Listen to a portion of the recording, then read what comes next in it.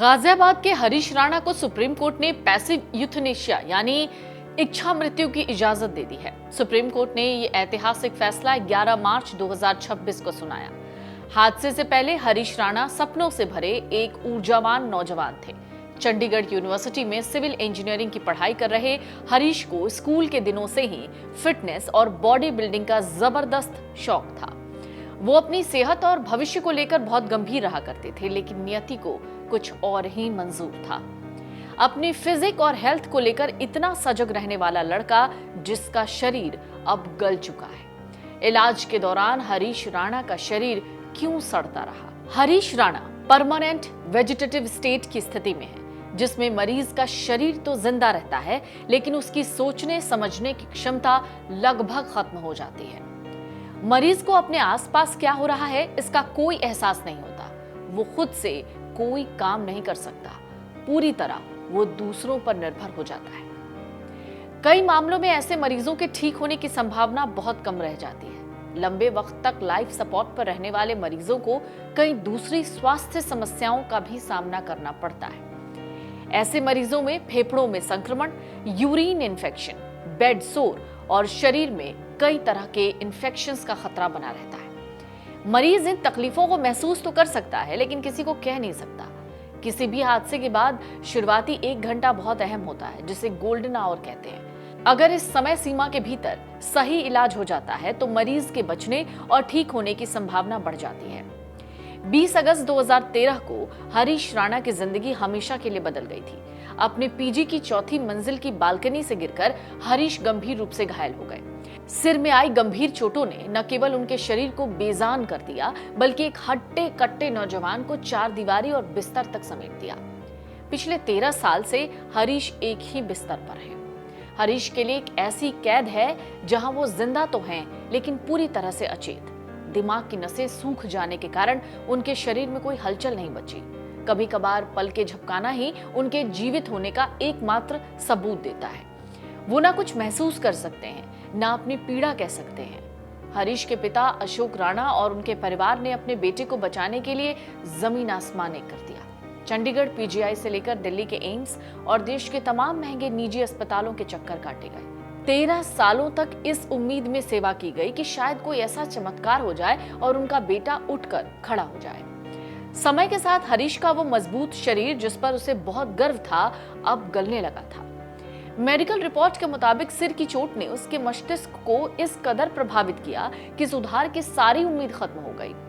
बिस्तर पर पड़े पड़े उसके शरीर पर गहरे घाव बन गए, जो उनके दर्द को बयां करते हैं। जब डॉक्टरों ने साफ कर दिया कि रिकवरी की कोई गुंजाइश ही नहीं है, तब परिवार ने भारी मन से पैसिव यूथनेशिया की मांग की। जस्टिस जेबी पारदीवाला और जस्टिस केवी विश्वनाथन की बेंच ने हरीश के लाइफ सस्टेनिंग ट्रीटमेंट को वापस लेने की अनुमति देकर उन्हें इस असहनीय दर्द से मुक्ति का रास्ता दिया है। सुप्रीम कोर्ट ने फैसला सुनाते हुए हरीश के परिवार के धैर्य की सराहना की।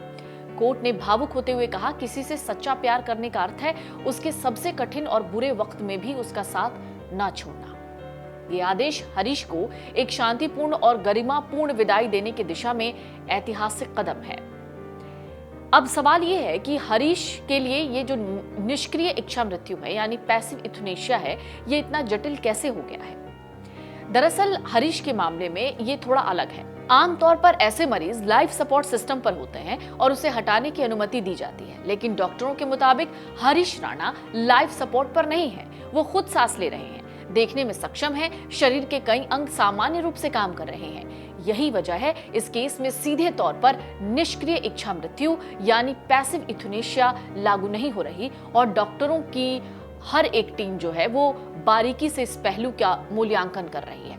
इस तरह के मामलों में अत्यधिक सावधानी बरतनी होती है, क्योंकि हर स्थिति अलग होती है, उसी के मुताबिक फैसले होते हैं। डॉक्टरों का कहना है इच्छा मृत्यु की प्रक्रिया में समय का सटीक अनुमान लगाना मुश्किल है। अगर आगे चलकर पोषण यानी न्यूट्रिशन बंद करने जैसी प्रक्रिया अपनाई जाती है, तब भी मरीज को शारीरिक स्थिति के आधार पर 15 दिन या 1 महीना या उससे ज्यादा का वक्त देह त्यागने में लग सकता है।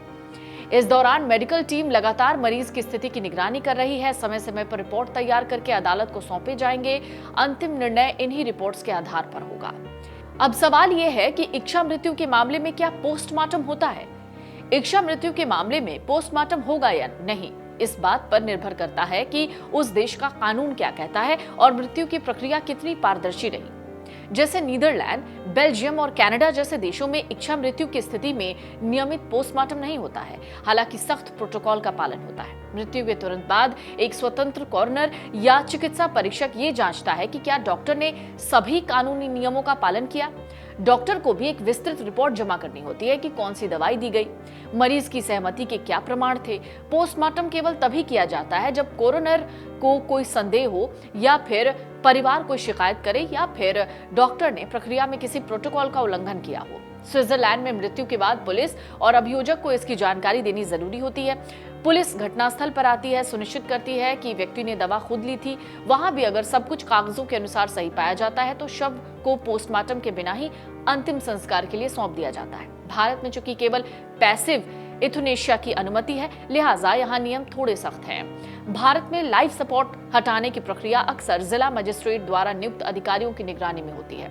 अस्पताल का एक मेडिकल बोर्ड और फिर जिला प्रशासन का एक बोर्ड इसकी अनुमति देता है। अगर अस्पताल में प्राकृतिक रूप से बीमारी के कारण मृत्यु होती है और सभी कानूनी औपचारिकताएं पूरी हैं, तो पोस्टमार्टम की जरूरत नहीं होती।